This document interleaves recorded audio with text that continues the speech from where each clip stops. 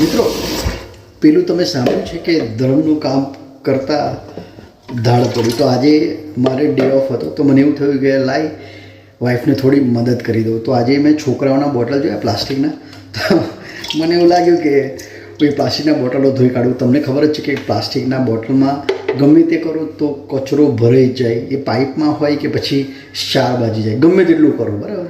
તો મેં જોયું તો મને લાગ્યું કે લાઈ આજે બધું સાફ સફાઈ કરો, પ્રોપર ક્લીન કરો. તો મેં આ નાના બ્રશથી બધી પાઇપો ક્લીન કરી, પછી જેટલું બી ઘસવાનું હતું બધું ઘસી કાઢ્યું. પછી મને એવું થયું કે લાઈ હજુ થોડું ડીપ ક્લિનિંગ કરું. મને લાઈ જેટલો કચરો વધારે નીકળ્યો ને તો એટલે મેં શું કર્યું, એક મોટું તપેલું લીધું અને તપેલામાં કેટલવાળું ગરમ પાણી નાખ્યું અને એ જેવું પાણી નાખ્યું ને એમાં પ્લાસ્ટિકના બોટલો નાખ્યા ને તો મારી હારા પ્લાસ્ટિકના બોટલો છે ને તે તમે જોઈ શકો છો.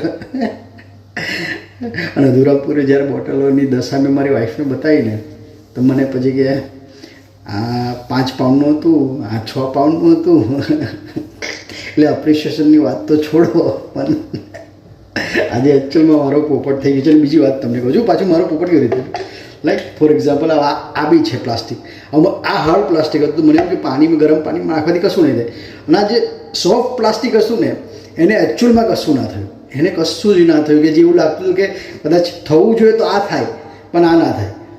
તો એકચ્યુઅલમાં જે સારી બોટલ હતી એને દગો આપ્યો, અને જે એટલી બધી સારી નહોતી એને પાણીમાં એકચ્યુઅલમાં કશું ના થયું.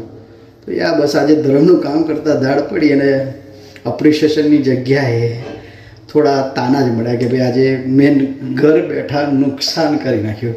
નો ડઝન્ટ મેટર, હવે કામે પણ આપણે જ જવાનું છે. પણ હા, કંઈક શીખવા મળી ગયું કે અમુક વસ્તુ છે ને જે વ્યક્તિ કરી શકે ને એ જ કરી શકે. આપણે બહુ દોડાયા બનવાની જરૂર નથી.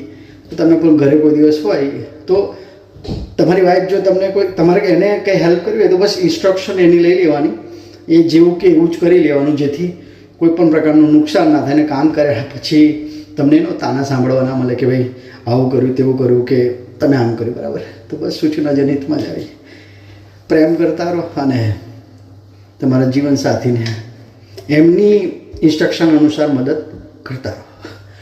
જય શ્રી કૃષ્ણ.